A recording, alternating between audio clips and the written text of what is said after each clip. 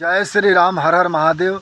ક્યારેક કથાઓમાં, ડાયરામાં, ભજનોમાં જાલારામ બાપા જેવા સંત,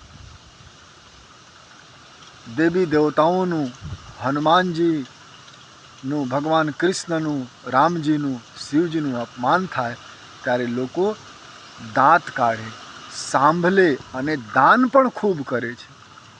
પછી ઇતિહાસ વાંચવાની જરૂર નથી કે આપનો દેશ 1000 બરસ સુધી ગુલામ કેમ હતું. ઇતિહાસ વાંચવાની જરૂર નથી. ખબર છે આપને કો કે દેવી દેવતાઓનું અપમાન થતા હોય અને લોકો દાન કરતા હોય, સાંભળતા હોય, પછી બીજા લોકોને શું દોષ આપવાનો? ઇતિહાસ વાંચવાની જરૂર નથી.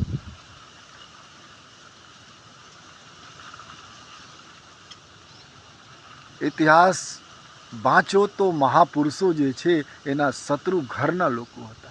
આજ એક સંપ્રદાયના લોકો બીજા સંપ્રદાયના સાધુ સંતોની નિંદા કરતા. દરેક મહાન છે, દરેક ધર્મ, દરેક પંથ, દરેક સંપ્રદાય મહાન છે.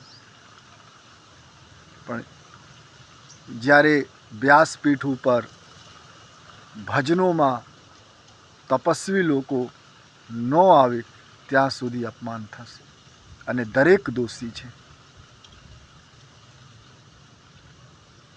આપણા રાજાઓ આપસમાં લડતા હતા. આજ સાધુ સંતો સંપ્રદાયના નામે આપસમાં લડે છે.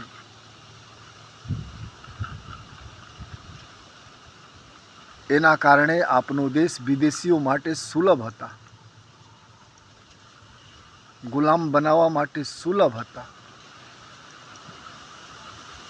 એક સંપ્રદાયના સંતો બીજા સંપ્રદાયના સંતો, એક સંપ્રદાયના લોકો બીજા સંપ્રદાયના દેવતાઓનું અપમાન કરે છે. અપમાન મત કરો, એકબીજાને સહયોગ કરો તો ધર્મ મજબૂત થાય. ધર્મ મજબૂત થાય તો હું અને તમે સુરક્ષિત રહી શકીએ.